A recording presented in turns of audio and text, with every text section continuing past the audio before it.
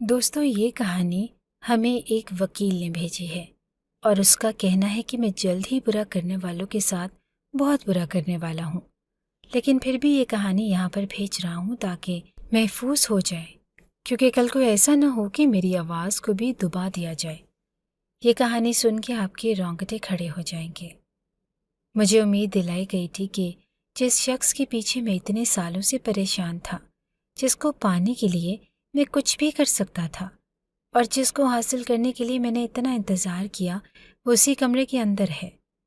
اس کمرے کو دیکھ کر تو ایسے لگتا تھا کہ جیسا یہ کمرہ ہے یا یہاں پہ کوئی بھی نہیں رہ سکتا، لیکن میں اس کو جانتا تھا۔ وہ نہایت ہی سادہ طبیعت انسان تھی۔ مجھے اندازہ تھا کہ شاید وہ اسی کمرے میں رہتی ہوگی۔ اس کے گھر والے بھی آس پاس کھڑے تھے۔ ان کے چہروں پہ الگ الگ کہانیاں تھیں، اور اصل کہانی کیا تھی رہا تھا، لیکن میں پھر بھی پر امید تھا کہ آج میری زندگی کا سب سے اچھا دن ہونے والا ہے۔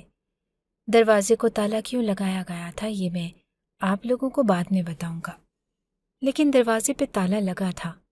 میں نے کہا کہ اس تالے کو توڑ دو، اور جب تالے کو توڑا تو مجھے پتا تھا کہ اندر کا منظر کچھ اتنا خاص اچھا نہیں ہوگا، پر جیسے ہی دروازہ توڑا تو میں سجدے میں گر گیا اور پھوٹ پھوٹ کے رونے لگا، کیونکہ سامنے وہی لڑکی بالکل ایسی حالت میں تھی کہ اس کو کوئی دیکھ ہی نہیں سکتا تھا، کیونکہ اس کے سارے کپڑے۔ آئیے یہ کہانی اس کی زبانی سنتے ہیں۔ اس کا کہنا ہے کہ میں ایک عام سا لڑکا تھا اور ایک لڑکی سائرہ سے بہت زیادہ محبت کرتا تھا۔ اس کے بابا میرے استاد تھے، جن کے پاس میں نے قرآن شریف کی تعلیم حاصل کی۔ وہیں پر میں نے سائرہ کو دیکھا اور مجھے اس سے محبت ہو گئی۔ وہ میرے سامنے تو نہیں آتی تھی، لیکن دور دور سے تو دیکھ کے ہی میں اس کا دیوانہ ہو چکا تھا۔ پر میں کوئی برا انسان نہیں تھا۔ ظاہر ہے میں نے اس کے گھر رشتے کا پیغام بھیجنا تھا۔ سائرہ کے 7 بھائی تھے اور اس کے بابا بہت ہی بڑے آدمی تھے، لیکن اللہ والے تھے، اس لیے بنا کسی سے پیسے لیے بچوں کو قرآن پاک کی تعلیم دیا کرتے، اور میرے بابا بھی ان کے اچھے دوست تھے۔ مجھے تو ایسے لگتا تھا کہ معاملہ بالکل سیٹ ہے۔ خیر، ابھی میری شادی کی عمر نہیں تھی، یہ تو دل لگی کی عمر تھی، اور مجھے دل لگی کی عمر میں محبت ہو گئی۔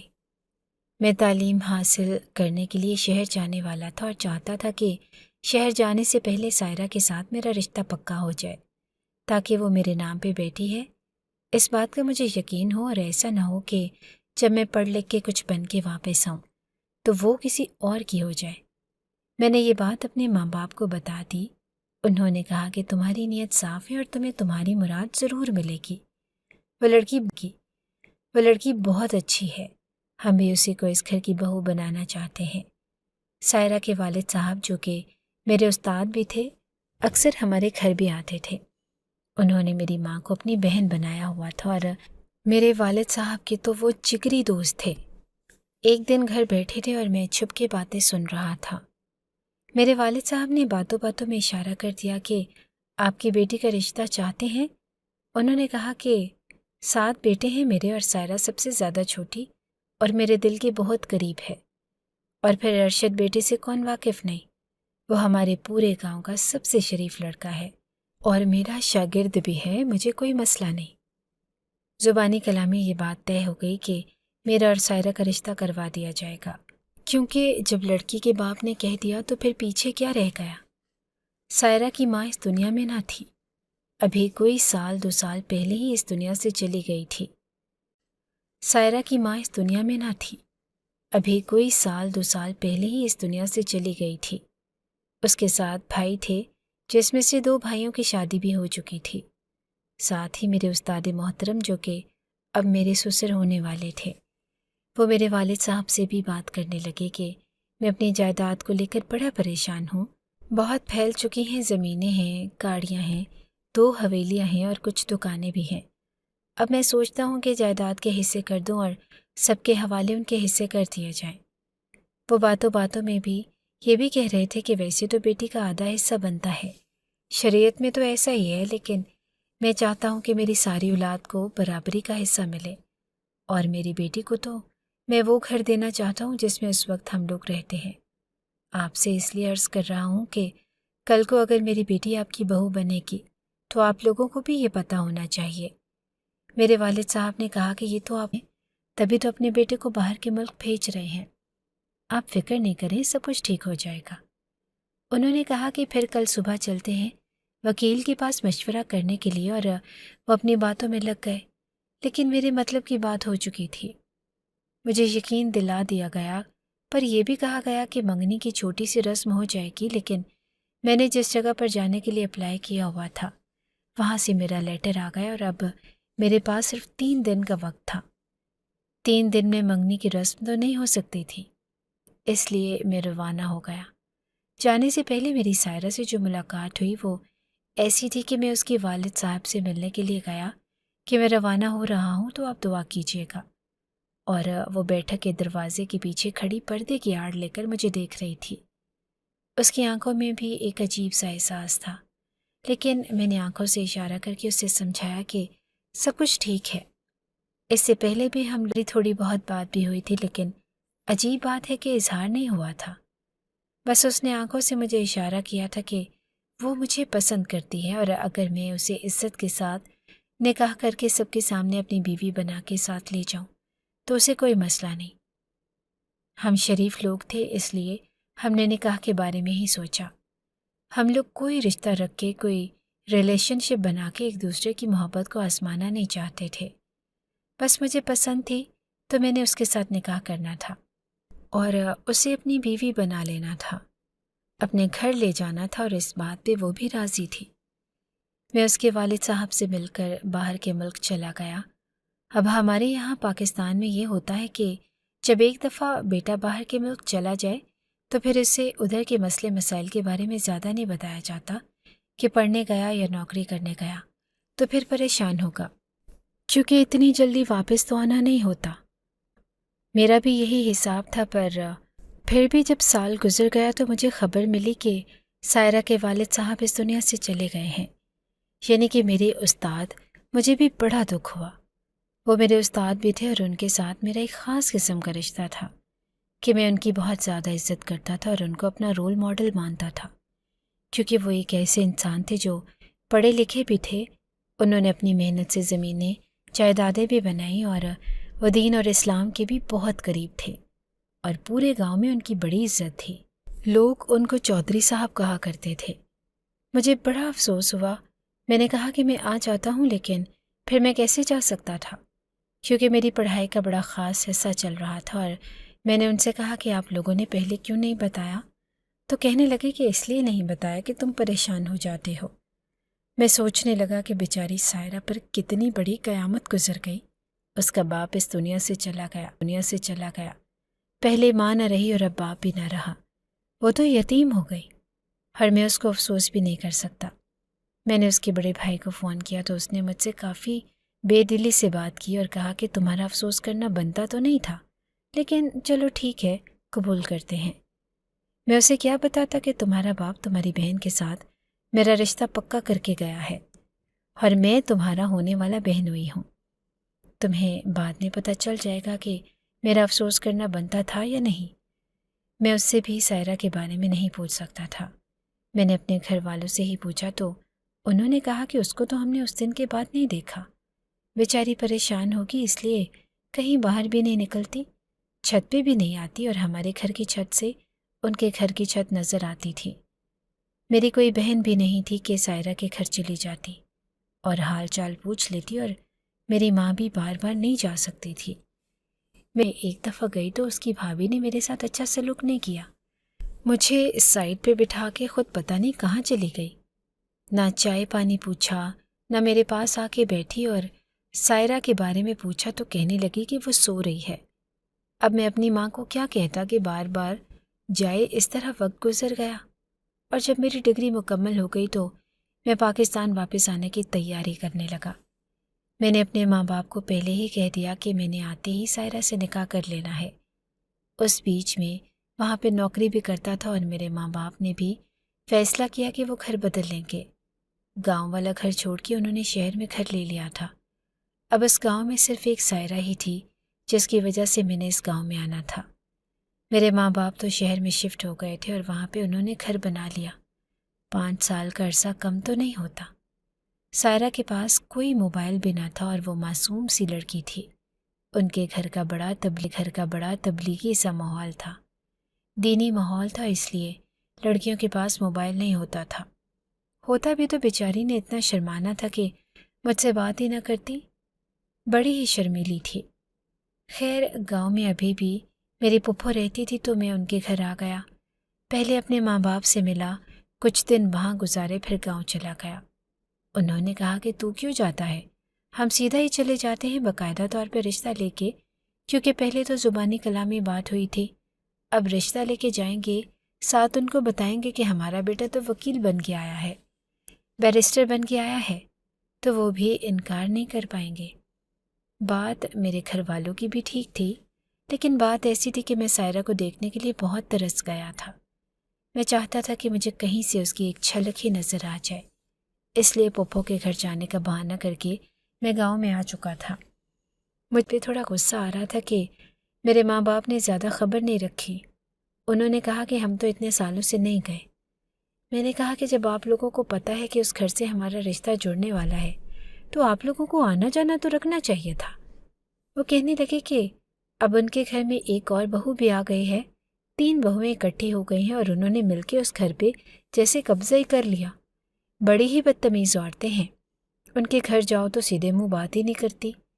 میری ماں ذرا انا پرست عورت تھی، اس نے کہا کہ اب میں بار بار تو نہیں جا سکتی کہ میں جاؤں کوئی مجھے پوچھے بھی نہ، پاگلوں کی طرح بیٹھ کے واپس آ جاؤں۔ بات ایسی ہوتی ہے اور کوئی بھی ایسے گھر میں جانا پسند نہیں کرتا جہاں پہ اس طرح کا رویہ رکھا جاتا ہو۔ میں اپنی پھپھو کے گھر چلا گیا اور اب وہیں پہ رہ رہا تھا۔ چھت پہ کھڑے ہو کے کب سے دیکھ رہا تھا، لیکن مجھے کہیں بھی سائرہ نظر نہیں آ رہی تھی۔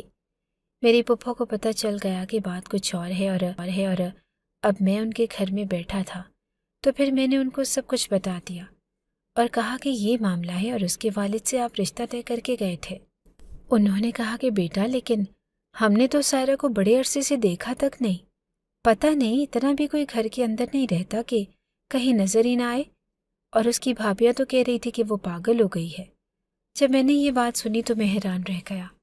میں نے کہا کہ کیا مطلب پاگل ہو گئی ہے؟ یہ آپ کیا کہہ رہی ہیں؟ انہوں نے کہا کہ بیٹا ہم نے اسے اتنے سالوں سے نہیں دیکھا، باقی ہمارا گھر بھی قریب ہی ہے، کہیں آنے جانے میں بھی نظر نہیں آئی، کہیں ایسا تو نہیں کہ اس کی شادی کروا دی ہو اور وہ باہر کے ملک چلی گئی ہو۔ میں نے کہا نہیں، ایسا نہیں ہو سکتا، وہ کبھی کسی اور سے شادی نہیں کرے گی، کیونکہ ہم لوگوں کی بات ہو چکی تھی اور اس کے والد صاحب کی زندگی میں ہی یہ بات ہوئی تھی۔ تو میری پھپھو نے کہا کہ بیٹا یہ بات پہ کون بیٹھا رہتا ہے، وہ بھی پورے 4-5 سال، تم لوگوں کو ایسا نہیں کرنا چاہیے تھا، تمہارے ماں باپ کی غلطی ہے، پکی بات کرنی چاہیے تھی۔ لڑکی کو صرف دیکھ کے ایک ایسے انسان سے بات کی جو اب اس دنیا میں بھی نہیں، اب اس کے بھائی کیسے مانیں گے کہ تیرے ساتھ بات ہوئی تھی؟ وہ تو کہیں گے کہ جھوٹ بول رہا ہے۔ میں نے کہا کہ اگر میں جھوٹ بول بھی رہا ہوں تو میرے ساتھ شادی کرنے میں ان کو کیا مسئلہ ہوگا؟ میں وکیل ہوں، باہر کے ملک سے آیا ہوں، میری اچھی نوکری ہے، تنخواہ ہے، میرے پاس پیسے ہیں، ہم لوگ بھی تو زمین جائیداد والے ہیں، اگر وہ لوگ اس گاؤں کے سب سے زیادہ امیر لوگ ہیں تو ہم بھی برے نہیں تھے۔ میری پھپھو نے کہا کہ بیٹا یہ تو بات کرنے سے پتہ چلے گا۔ میں نے کہا کہ چلو اتنا تو رشتہ تھا میرا، اس گھر سے کہ سلام دعا کرنے تو جا ہی سکتا ہوں۔ جمعہ کا دن تھا تو مسجد چلا گیا اور وہاں پر اس کا بھائی بھی نماز پڑھنے کے لیے آیا ہوا تھا۔ میں نے سلام دعا کی تو اس کا رویہ تھوڑا سرد چلا گیا اور وہاں پر اس کا بھائی بھی نماز پڑھنے کے لیے آیا ہوا تھا۔ میں نے سلام دعا کی تو اس کا رویہ تھوڑا سرد تھا۔ میں نے کہا کہ حال چال سب ٹھیک، گھر والے سب ٹھیک ہے؟ اس نے کہا کہ ہاں اللہ کا شکر ہے، اس طرح بات نہیں ہونے والی تھی۔ ایک دن میں دن کے وقت ان کے گھر چلا گیا۔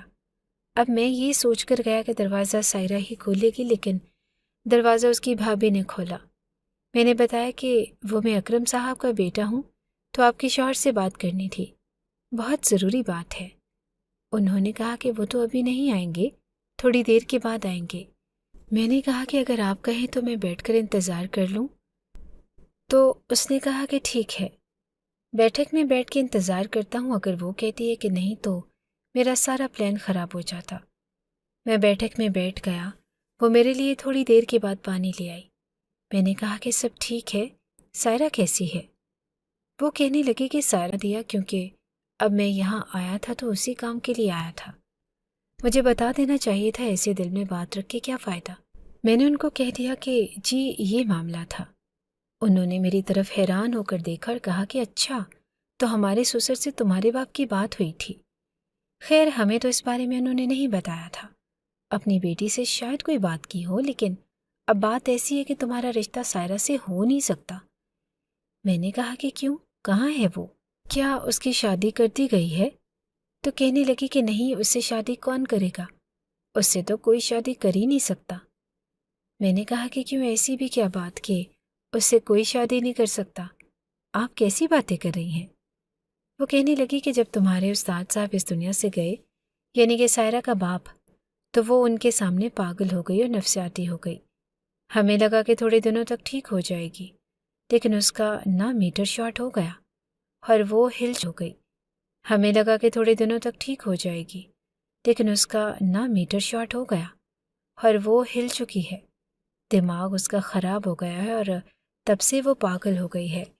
تھوڑے دن تو اس نے عجیب عجیب حرکتیں کی، ہم سب یہی سمجھتے رہے کہ بیچاری صدمے میں ہے، لیکن پھر آہستہ آہستہ اس کی حالت اور زیادہ بگڑنے لگی۔ کبھی ہنستی تھی، کبھی روتی تھی، کبھی خود سے باتیں کرتی تھی، کبھی کہتی تھی کہ میرا باپ مجھے لینے کے لیے آ رہا ہے، اور یہاں تک کہ اس نے گھر کے چھوٹے بچوں کو نقصان پہنچانے کی بھی کوشش کی۔ اب پاگل کا تو کوئی بھروسہ نہیں ہوتا، کبھی کسی پہ بھی حملہ کرتے ہم لوگ بھی بڑے پریشان ہو گئے۔ اس کو پاگل خانے میں جمع کروانے کی باتیں ہونے لگی۔ اس کی بھابھی جب یہ باتیں کر رہی تھی تو میرے دل پہ کیا گزر رہی تھی یہ میں ہی جانتا تھا۔ اتنا تو رشتہ تھا میرا سائرہ سے کہ اتنے سالوں بعد بھی وہ مجھ سے یاد تھی، بلکہ وہ میرے دماغ میں سیٹ جانا اور ان کی بیٹی کے بارے میں بات کرنا کوئی آسان کام نہیں ہوتا۔ میرے دماغ پہ اس وقت جو ہتھوڑے پڑ رہے تھے نا، وہ میں ہی جانتا تھا، لیکن میں ان کو ٹوکنا نہیں چاہتا تھا، میں پوری بات سننا چاہتا تھا۔ یہ شاید ان کی تیسری والی بہو تھی جس کے بارے میں مجھے میری ماں نے بتایا تھا کہ بڑبولی سی ہے، بات کرنے کی تمیز نہیں، لیکن اس کے بڑبولے پن کی وجہ سے آج مجھے یہ تو پتہ چل جاتا کہ میری سائرہ کے ساتھ پیچھے کیا کچھ نہیں ہوا۔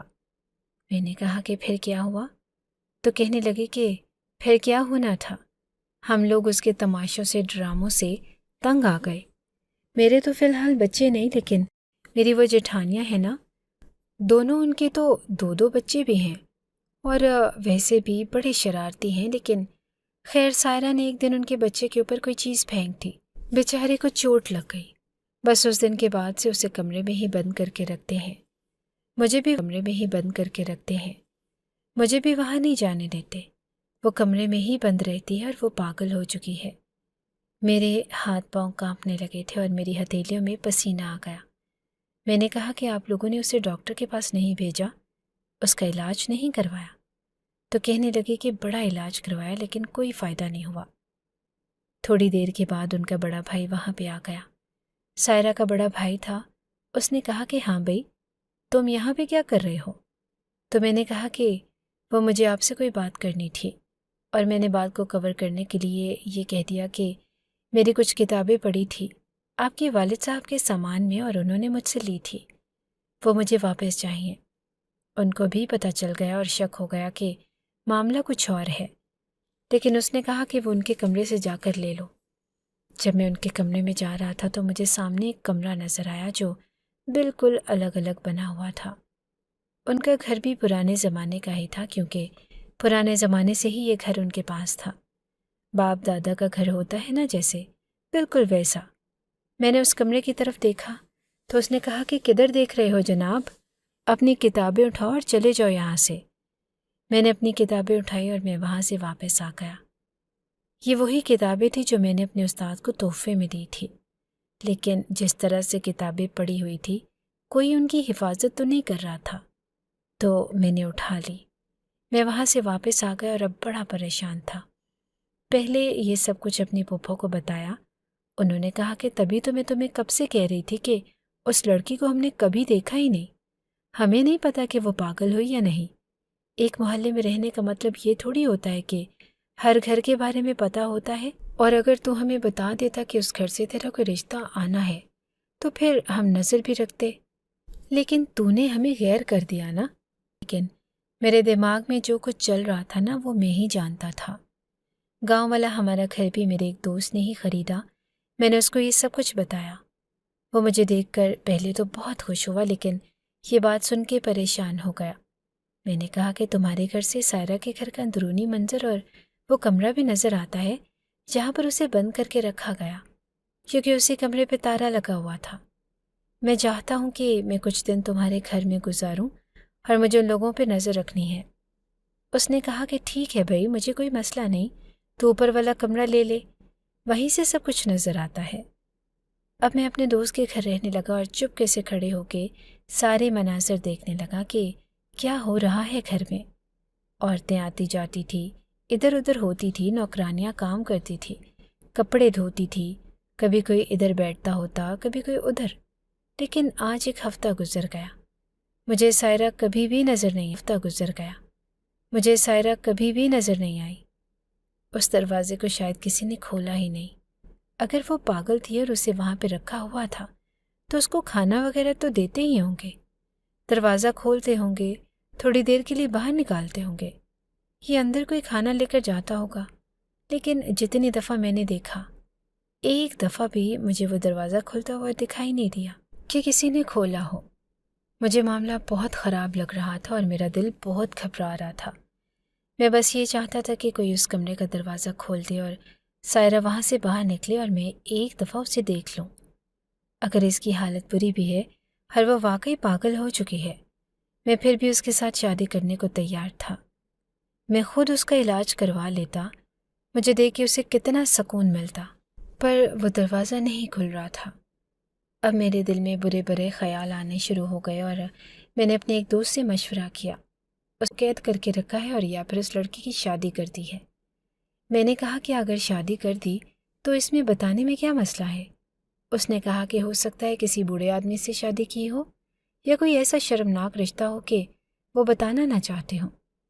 میں نے کہا کہ مجھے بس اتنا بتا دے کہ وہ کہاں ہے، میں ایک دفعہ اسے صحیح سلامت دیکھ لوں، پھر بے شک وہ میری زندگی میں آئے نہ آئے، مجھے کوئی مسئلہ نہیں، کیونکہ یہ سب کچھ میرے گھر والوں کی وجہ سے ہوا ہے۔ اور اس نے کہا کہ دیکھ یار، رشتہ ہو، بیوی بچے ہوں، ماں باپ ہوں، جب آپ خود منظر سے غائب ہو جاتے ہیں نا تو پھر آپ کچھ بھی نہیں کر سکتے۔ اور تم گئے بھی تو ایسی جگہ پہ تھے کہ جلدی واپس نہیں آ سکتے تھے۔ یہ سب کچھ وقت نے کیا ہے اور اب دیکھ آگے کیا ہونے والا ہے۔ میں نے اسے کہا کہ اگر مجھے تمہاری ضرورت ہو تو میری مدد کرو گے؟ اس نے کہا کہ ہاں کر دوں گا، کیونکہ وہ پولیس میں تھا۔ اب میں بہت زیادہ پریشان تھا اور مجھے غصہ کرو گے؟ اس نے کہا کہ ہاں کر دوں گا، کیونکہ وہ پولیس میں تھا۔ اب میں بہت زیادہ پریشان تھا اور مجھے غصہ آ گیا۔ اس کے بھائی ایک دن مسجد کے باہر کھڑے تھے اور آپس میں کوئی بات کر رہے تھے۔ میں بھی وہیں پہ موجود تھا اور ان کی باتیں سن رہا تھا، کیونکہ مجھے ان لوگوں پہ نظر رکھنی تھی۔ مجھے پتہ کرنا تھا کہ ان کے گھر میں کیا ہو رہا ہے۔ ویسے اپنے گھر کی عورتوں کی بات کوئی باہر کھڑا ہو کے نہیں کرتا، لیکن کچھ لوگ کرتے بھی ہیں۔ ہو سکتا تھا کہ مجھے سننے کو کچھ مل جاتا۔ آپ لوگ ذرا میری بے چینی اور بے بسی کا اندازہ لگائیں کہ میرے اوپر کیا گزر رہی تھی۔ اپنے گھر سے دور، اپنے پھپھو کے گھر سے بھی دور، اپنے ایک دوست کے گھر میں چھت پہ چپکے سے اپنی محبت کی ایک جھلک دیکھنے کے لیے بس مجھے ایسے لگتا تھا کہ جیسے کچھ ہو گیا۔ لیکن دل میں کہیں نہ کہیں یہ امید بھی تھی کہ ایک دفعہ مجھے سائرہ دکھائی دے، اسی طرح آنکھوں سے اشارہ کرتے جیسے ہم لوگ پہلے کیا کرتے۔ وہ اپنی آنکھیں پھینچ لیتی اور 2 پل بعد کھولتی تھی۔ وہ کتنی زیادہ خوبصورت تھی۔ جب میں اس کو چھوڑ کے گیا تو اس کی عمر کوئی اتنی زیادہ نہ تھی اور ابھی شاید وہ 21-22 سال کی ہو گئی، یعنی کہ اپنی عین جوانی میں تھی۔ اور میں اس سے شادی کرنا چاہتا تھا۔ جب میں وہاں پہ رہتا تھا تو میں نے تو بہت سارے خواب سجا لیے تھے۔ میں نے وہاں پہ رہتے ہوئے پیسے بھی کمائے تھے اور ابھی سے ہی اپنی بیوی یعنی کہ سائرہ کے لیے بہت سارے پیسے جمع بھی کیے تھے، یہ سوچ کر کہ اس کو کوئی اچھا سا گفٹ لے کر دوں گا اور اپنی آنے والی زندگی کے لیے بھی رکھوں گا، تاکہ ہمیں اپنے آنے والی زندگی میں کوئی مسئلہ نہ ہو۔ اتنے سارے خواب سجا کے کوئی آدمی آیا ہو اور پھر اسے اس شخص کی ایک جھلک بھی دیکھنے کو نہ مل رہی ہو تو سوچے اس پہ کیا گزرے گی۔ خیر میں ان کی باتیں سننے لگا وہ کہہ رہے تھے کہ آج جو ڈیل کرنی تھی نا وہ فائنل ہو گئی ہے۔ دوسرا بھائی کہہ رہا تھا کہ بڑی بات ہے، آج کل ہمارے ساتھ سب کچھ اچھا ہی ہو رہا ہے۔ جب سے اس منحوس کو اپنے معاملات میں سے نکالا سب کچھ ٹھیک ہو گیا۔ تھی ہی منحوس، بابا نے ہی اسے سر پہ چڑھا رکھا تھا، ہر معاملے میں بولتی تھی۔ بہت اچھا کیا ہم لوگوں نے اس کے ساتھ، بس اتنی بات کر کے وہ لوگ ہٹ گئے۔ اب یہ بات تو سائرہ کی طرف سے ہی جاتی تھی، کیونکہ وہ اپنے والد صاحب کی لاڈلی تھی، اور اتنی لاڈلی تھی کہ وہ اسے اس کے شرعی حصے سے بھی زیادہ پیسے دینے کو تیار تھے۔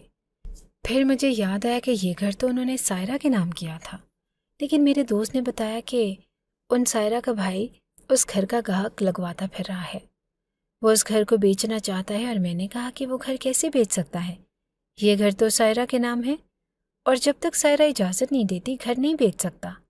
تو کہنے لگا کہ لیکن اس نے تو بیانہ بھی لے لیا۔ میں نے ایک بڑے پکے بندے سے خبر معلوم کروائی ہے کہ وہ اس گھر کو بیچ رہا ہے۔ ہاں، مجھے سمجھ آ گئی کہ معاملہ کیا ہے۔ انہوں نے سائرہ کی شادی کسی کے ساتھ کروا دی تھی، یا پھر اسے گھر سے ہی نکال دیا، اور وہ کمرہ کیوں بند تھا یہ راز بھی ابھی تک سامنے نہیں آیا تھا۔ میں بہت زیادہ پریشان ہو گیا، اور میں نے پھر سے ان کے گھر جا کے بات کرنے کی کوشش کی۔ اپنے دوست کی بہن کو بھیجا، انہوں نے کہا کہ سائرہ پاگل ہو گئی ہے اور کمرے میں ہی بند رہتی ہے، جبکہ اس کی دوسری بھابھی نے ایک عجیب سی بات کر دی۔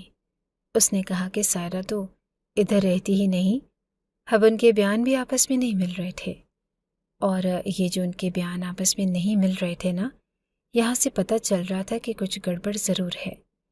میں ایک بیرسٹر تھا، میرے پاس پاور تھی، مجھے اپنا دفاع کرنا آتا تھا۔ میں نے سوچ لیا کہ مجھے کیا کرنا ہے۔ میں نے ایک کیس تیار کیا اور اسے فائل کر دیا، جس کے مطابق مجھے شک تھا کہ میری منگیتر کو جا میں رکھا جا رہا ہے، یعنی کہ اس کو اس کی مرضی کے خلاف گھر میں قید کیا جا رہا ہے، اور ایسے میں آپ کو اس بندے کو خود جا کر بازیاب کروانا پڑتا ہے، کیونکہ جب اسے قید کیا تو وہ اپنے لیے خود تو نہیں لڑ سکتا، اور پھر اگر وہ آپ کے ساتھ چل پڑے اور کہے کہ ہاں واقعی میرے ساتھ برا ہو رہا تھا، تو پھر جن لوگوں نے ایسا کیا ہو ان کو کوئی نہیں بچا سکتا۔ ان کے اوپر کیس ہو جاتا ہے، لیکن اس کے لیے گھر پہ چھاپا مارنا پڑتا ہے۔ مجھے اس مقام تک لانے والے یہی لوگ تھے، ورنہ میں اپنے ہی ہونے والے سسرال پہ چھاپا کیوں مارتا؟ میں نے اپنے اس دوست کو بھی بلا لیا، اور ہمارے پاس وارنٹ بھی تھا۔ میں نے خود ہی تو کیس فائل کیا تھا، میں ہی مدعی تھا، جس میں نے سب کچھ لکھا بھی تھا کہ کیس ہمارا کمزور تھا، لیکن یہ بات اس کے گھر والوں کو تو پتہ نہیں تھی۔ اپنی محبت کے لیے میں اپنی نوکری کا اتنا فائدہ تو اٹھا ہی سکتا تھا۔ ہم لوگوں نے ان کے گھر جا کے بات کرنے کا فیصلہ کیا۔ پولیس کو اور مجھے دیکھ کے وہ لوگ حیران رہ گئے۔ پہلے تو غصہ ہو گیا کہ ہمارے گھر کیسے آئے، تو انہوں نے کہا کہ ہمارے پاس وارنٹ ہے۔ پھر بیٹھک میں بیٹھ گئے اور باتیں وغیرہ ہونے لگی۔ کبھی اس کے بھائی غصہ کرتے، کبھی گھبرا جاتے، کبھی کہتے کہ نہیں ہم تو آپ کو اپنے گھر کی تلاشی نہیں دیں گے، اور پولیس والے کہہ رہے تھے کہ ہمیں تلاشی چاہیے۔ انہوں نے کہا کہ ہماری بہن پاگل ہو گئی تھی، ہم نے اس کی شادی کر دی۔ پولیس نے کہا کہ پھر جس کے ساتھ شادی کی ہے اس کے بارے میں بتاؤ، بہن سے بات کراؤ، فون پہ بات کراؤ، اس کے شوہر کے بارے میں بتاؤ، اور اس بات پہ بھی وہ لوگ نہیں آ رہے تھے۔ کہتے تھے کہ نہیں، ہماری بہن کا معاملہ ہے اور ہمارے گھر کا معاملہ ہے، چادر اور پردے کا معاملہ ہے۔ ہم سب کہتے تھے کہ آپ فون پہ بات کروا دیں، چادر اور پردے کی بات تو ہے ہی نہیں، فون پہ بات کروا دیں، اگر اس سے بات نہیں کروا سکتے اس کے شوہر سے بات کروا دیں، پھر ہم اس کے شوہر سے خود ہی اجازت لے لیں گے۔ ہم نے بس اس لڑکی سے ایک دفعہ ملنا ہے اور یہ پتہ کرنا ہے کہ وہ صحیح سلامت ہے یا نہیں۔ اس سے زیادہ ہمارا کوئی مقصد ہی نہیں۔ آپ لوگ ہمارے ساتھ کوآپریٹ کریں، لیکن وہ لوگ مان ہی نہیں رہے تھے۔ پھر جب پولیس اپنے ہتھ کنڈوں پہ آئی تو پھر انہوں نے کہا کہ ٹھیک ہے، آپ گھر کی تلاشی لے سکتے ہیں۔ پولیس نے گھر کی تلاشی لی، ان کی عورتوں کو ایک سائڈ پہ بٹھا دیا، گھر کی تلاشی ہونے لگی۔ سائرہ کو تلاش کیا جا رہا تھا اور پورے گھر میں گئی بھی نہیں تھی۔ مجھے اس کمرے کا خیال آیا اور میں نے کہا کہ اس کمرے کو تالا کیوں لگایا، اس کمرے کو کھولا جائے۔ تو وہ کہنے لگے کہ یہ کمرہ تو اسٹور روم ہے، اس لیے اس کو کھولنے کا تو کوئی جواز ہی نہیں بنتا، تو آپ لوگ رہنے دیں۔ پولیس والا بھی بڑا چالاک تھا، آخر کو میرا دوست تھا اور اس نے کہا کہ آپ جیسے لوگ تو ہم نے پہلی دفعہ دیکھے ہیں جو اپنے گھر کا کوڑا کباڑ ایک اسٹور روم میں رکھتے ہیں۔ اور پھر اس کو تانو نے کہا کہ ہمیں نہیں پتا کہ اس کی چابی کہاں ہے۔ تو پولیس نے کہا کہ ہم لوگ تو ویسے بھی تالے توڑتے رہتے ہیں، ہمارے لیے تالا توڑنا کون سی مشکل بات ہے، آپ چابی لے آئے، نہیں تو ہم لوگ تالا توڑ دیں گے۔ تو کہنے لگے کہ چابی تو نہیں ہے ہمارے پاس، لیکن اب ان سب کے چہرے ایسے نکلے ہوئے تھے کہ جیسے ان کے ساتھ کچھ بہت ہی برا ہونے والا تھا۔ ان کی شکلیں بتا رہی تھی وہ بہت زیادہ ڈرے ہوئے تھے اور اب معاملہ خراب تھا۔ جب ان کے ایک بچے نے کہا کہ اس کمرے میں تو سائرہ پھپھو رہتی ہے، اس کی ماں نے اس کے منہ پر ہاتھ رکھ دیا، لیکن یہ سب ہم نے بھی سن لیا، پولیس والے نے بھی سن لیا، اور اس نے کہا کہ اب تو ہم بالکل بھی دیری نہیں کریں گے، اور فوراً سے تالا توڑنے کا اوزار منگوایا گیا۔ ابھی بھی وہ لوگ آنا کانی کر رہے تھے اور کہہ رہے تھے کہ ایسے نہیں کریں، اب آپ تالا توڑیں گے اور شور ہوگا، محلے والے سنیں گے اور وہ ہم سے پوچھیں گے کہ آپ کے گھر پولیس کیوں آئی تھی، شور کیسا ہو رہا تھا، آپ لوگ بلا میں رسوا کروانا چاہتے ہیں۔ پولیس نے کہا کہ پھر آپ اس کو چابی دے دیں، تو انہوں نے کہا کہ چابی تو ہمارے پاس نہیں ہے، اور میرے دوست نے کہا کہ پھر اور کیا میں جادو سے اس تالے کو توڑ دوں یا کوئی منتر پڑھوں کہ تالا خود ہی کھل جائے، پھر توڑنا ہی پڑے گا نا۔ لیکن میرے دوست میں بھی بڑی جان تھی اور وہ تھا بھی پولیس والا، اس کا تجربہ بھی تھا، اس نے ایک ہی وار کیا تو تالا ٹوٹ گیا۔ اب دروازہ کھلنے والا تھا اور بچے نے کہا کہ یہاں تو سائرہ پھپھو رہتی ہیں، اور مجھے پورا یقین تھا کہ انہوں نے سائرہ کو یہاں پہ قید کر رکھا تھا، لیکن آج دروازہ کھلتا تو وہ مجھے نظر آ جاتی، وہ بھاگ کے میرے پاس آتی اور میرے گلے لگ جاتی، یہ بھول جاتی کہ آس پاس کتنے لوگ کھڑے ہیں، بس مجھے فوراً بتاتے کہ میرے ساتھ کیا ہوا ہے اور میں اسے یہاں سے بچا کے لے جاتا۔ میرے دوست نے میرے کندھے پہ ہاتھ رکھا اور اس نے کہا کہ ابھی آ جائے گی باہر تیری سائرہ، اور پریشان کیوں ہوتا ہے؟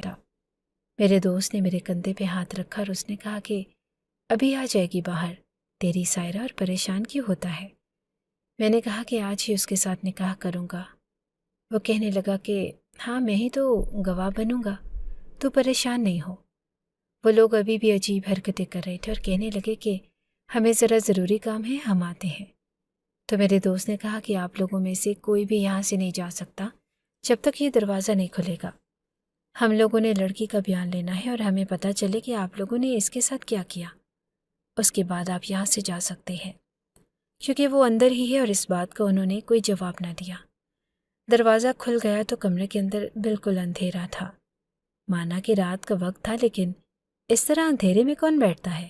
اندر سے تو چوں کی بھی آواز نہیں آ رہی تھی اور عجیب سی بدبو آ رہی تھی، ایسی بدبو تھی کہ سمجھ نہیں آ رہا تھا کہ یہ بدبو کس چیز کی ہے۔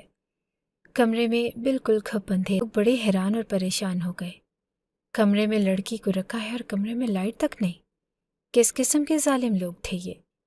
مجھے بہت غصہ آ رہا تھا، اور پولیس والے نے مجھے کہا کہ تو فکر نہ کر، اگر یہ لوگ مجرم پائے گئے تو پھر ان کا میں وہ حال کروں گا کہ تیرے بھی سارے ملال مٹ جائیں گے۔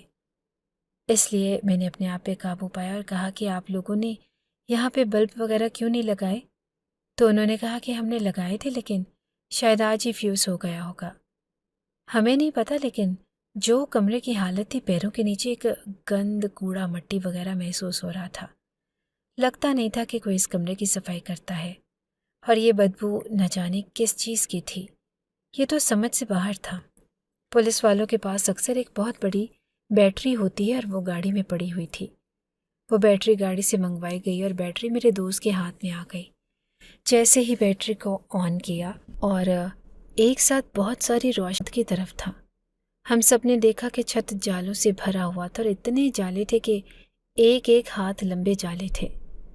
اگر میری سائرہ اس کمرے میں تھی اور وہ یہاں پہ وقت گزار رہی تھی، تو پھر اس کا مطلب کہ اس نے اپنی زندگی کا سب سے بڑا وقت گزارا تھا، اور میں یہ دیکھ کے ہی پریشان ہو رہا تھا۔ مجھے وحشت ہو رہی تھی، اور اس نے کیسے یہاں پہ وقت گزارا ہوگا؟ لگتا تھا سائرہ سو رہی تھی، اسے اندازہ ہی نہیں تھا کہ ہم لوگ کمرے میں آ گئے، نہیں تو وہ کوئی نہ کوئی آواز ضرور نکالتی۔ لیکن جیسے ہی میرے دوست نے زمین کی طرف بیٹری کا رخ کیا اور روشنی اس طرف بڑھنے لگی، سامنے کا منظر دیکھ کے ہم سب کے منہ سے ایک ساتھ چیخیں نکلی۔ میں وہیں پہ ساکت کھڑا رہ گیا، جبکہ میرا دوست اپنے حواسوں میں آیا اور اس نے پولیس والوں کو کہا کہ پکڑ لو ان سب کو اور جانے نہ دینا یہاں سے۔ اس کے ساتھ بھائی وہاں سے بھاگ کے جانے لگے، جبکہ پولیس والا نے ان سب کو پکڑ لیا اور قابو کر لیا۔ میرے دوست نے کہا کہ ہتھ کڑی لگاؤ ان کو، اور فوراً کسی کو بلانے لگا۔ وہ فرینسک والوں کو بلا رہا تھا کیونکہ اب ان کا ہی کام تھا۔ سائرہ تھی تو یہیں پہ، اس دنیا میں نہیں تھی۔ میں وہیں پر سجدے میں گر گیا اور پھوٹ پھوٹ کے رونے لگا۔ جس شخص کے لیے خواب سجائے تھے، جس کو اپنی دلہن بنانا تھا، اپنی بیوی بنانا تھا، اس کے ساتھ نکاح کرنا تھا، اس کا ہاتھ تھام کے اسے اپنے گھر لے کے آنا تھا، اپنی زندگی کا آغاز کرنا تھا اور اس کی تعریف کرنی تھی، گھونگھٹ اٹھا کے کہنا تھا کہ بالکل میری لگ رہی ہو۔ وہ اس دنیا میں نہ تھی، اور آج اس کو میں نے جس حال میں دیکھا، مجھے نہیں لگتا کہ اب میں بھی ساری زندگی ایک نارمل انسان رہنے والا تھا۔ میری نفسیات وہیں کھڑے کھڑے تباہ ہو چکی تھی، کیونکہ میری زندگی برباد ہو چکی تھی، اور میرے دوست نے مجھے پکڑا اور اٹھا کر وہاں سے دور لے گیا۔ تھوڑی دیر کے بعد فرانسک والے وہاں پر آ گئے۔ ساری رات یہی سب کچھ ہوتا رہا۔ اس کے سارے بھائیوں کو ایک جگہ پر بٹھا دیا اور ہتھکڑیاں لگا دی۔ فرانسک والوں نے ٹیسٹ وغیرہ کیے اور یہ ڈکلیئر کر دیا کہ سائرہ کو ہی یہاں پہ رکھا گیا تھا اور اب وہ اس دنیا میں نہیں ہے۔ صبح جنازہ تھا اور سائرہ کو مٹی کے حوالے کر دیا گیا۔ اس کے بعد اس کے بھائیوں سے پوچھا کہ اب بتاؤ کہ بات کیا ہے، اور سیدھی طرح بتا دو، کوئی آنا کانی نہ کرنا۔ انہوں نے کہا کہ یہ بابا کی بڑی لاڈلی تھی اور وہ اسے یہ گھر دینا چاہتے تھے۔ انہوں نے یہ گھر اسی کے نام کر دیا تھا۔ ہمارے پاس بہت جائیداد تھی، سب کچھ تھا، لیکن یہ گھر اس پوری جائیداد میں سب سے زیادہ قیمتی تھا، اور وہ سائرہ کے نام کر رہے تھے۔ انہوں نے ہمیں بتایا کہ تمہارے ساتھ اس کی منگنی طے کر دی ہے، اور جیسے ہی تم وکیل بن کے واپس لوٹو گے تو نکاح کی رسم ہو جائے گی۔ وہ کے نام ہی تھا۔ ہم نے اسے کہا کہ ہمارے حوالے کر دو تو اس نے انکار کیا اور کہا کہ یہ میرا حق ہے، میں نہیں دوں گی۔ اس لیے ہم نے اس کو ایک کمرے میں قید کر دیا۔ ہم نے اسے کافی وقت تک کہا کہ وہ یہ گھر ہمارے نام کر دے تو ہم اسے یہاں سے نکال دیں گے، پر وہ بار بار کہتی کہ ارشد کو بلاؤ، میرے منگیتر کو بلاؤ، اس کے بعد میں اپنا فیصلہ سناؤں گی۔ لیکن ہم ایسا نہیں چاہتے تھے۔ ہم نے اس پر بہت ظلم کیے، اسے کبھی کھانا نہیں دیتے، وہ بیمار ہوئی اندر ہی پڑی رہی، اسے تانے دیتے، باتیں کرتے۔ وہ اپنے 7 بھائیوں کا رویہ دیکھ کے اس قدر دل برداشتہ ہو گئی کہ اب اس نے منہ سے کچھ بولنا ہی چھوڑ دیا۔ ہم اسے بار بار بلاتے رہتے، وہ جواب نہیں دیتی تھی۔ پھر ایک دن فیصلہ کیا کہ زبردستی اس کا انگوٹھا کاغذات پہ لگوا لیتے ہیں اور بات ہی ختم، اس کو بھی یہاں سے نکال دیں گے۔ اس کے بعد یہ جا کر اپنے منگیتر سے شادی کرے، جس سے بھی مرضی۔ لیکن جب اس رات ہم لوگ اس کا زبردستی انگوٹھا لگوانے کے لیے کمرے میں گئے، اور اس وقت تک اس سے کمرے میں رکھے ہوئے تقریباً 6 مہینے گزر چکے تھے، تو ہم نے دیکھا کہ وہ اس دنیا میں نہیں تھی۔ پتہ نہیں اس کے ساتھ کیا معاملہ ہوا اور وہ اس دنیا سے جا چکی تھی۔ اب اگر اسے باہر نکالتے تو الزام تو ہم پر ہی آنا تھا، اس لیے اسی طرح کمرے کو بند کر دیا اور تالا لگا دیا، اور اس بات کو 4.5 سال گزرے تھے۔ پولیس نے FIR درج کی تھی کیونکہ اس کے بھائیوں پہ یہی دفعات لگتی تھی۔ وہ اب معافیا مانگنے لگے اور کہنے لگے کہ کیس واپس لے لیں، لیکن کیس بھی تو ایک وکیل نے کیا تھا، اور وہ میں تھا۔ میں نے کہا کہ میں تو کیس واپس نہیں لوں گا، خرید سکتے ہو تو مجھے خریدنے کی کوشش کرو۔ میں نے یہ بات اپنے ماں باپ کو بتائی، اپنی پھپھو کو بتائی، اور وہ سب بھی بہت پریشان، اور میں ابھی تک حیران ہوں کہ کوئی ایسا کیسے کر سکتا ہے۔ اپنی ہی بہن کے ساتھ صرف جائیداد، اتنا برا سلوک۔ مجھے بتا دیتے، مجھے کہتے کہ اس کو آ کے لے جاؤ، گھر بھی آپ لوگوں کا، لیکن مجھے میری سائرہ دے دیتے، وہ جیسی بھی تھی میری تھی، میں اس کو قبول کر لیتا اور اپنے ساتھ لے جاتا اور ایسے 10 گھر بناتا۔ لیکن انہوں نے اس کو اتنا مجبور کیا، اس کی نفسیات کو اتنا برباد کر دیا کہ پتہ نہیں وہ اس دنیا سے کب چلی گئی، اور کسی کو پتہ بھی نہیں چلا۔ اس نے مجھے پکارا ہوگا، آخری وقت میں مجھے یاد کیا ہوگا، میرا نام لیا ہوگا اور سوچا ہوگا کہ تمہارے نام پہ بیٹھنے کا وعدہ تو کیا تھا ارشد، لیکن وعدہ پورا نہیں کر سکی۔ اس دنیا سے جا رہی ہوں کیونکہ اپنے بھائیوں کے ظلم سے تنگ آ گئی ہوں۔ مجھے معاف کر دینا اور اب میں روز اس کی قبر پہ جاتا ہوں، وہاں بیٹھ کر باتیں کرتا ہوں، دل روتا ہے اور بہت برا لگتا ہے۔ آج اس بات کو بھی 4 مہینے گزر گئے ہیں اور یہ سب کچھ پورے محلے میں یہ باتیں پھیل چکی ہیں۔ سب کہتے ہیں کہ اب اس بات کو بھول جاؤ اور اپنی زندگی شروع کرو۔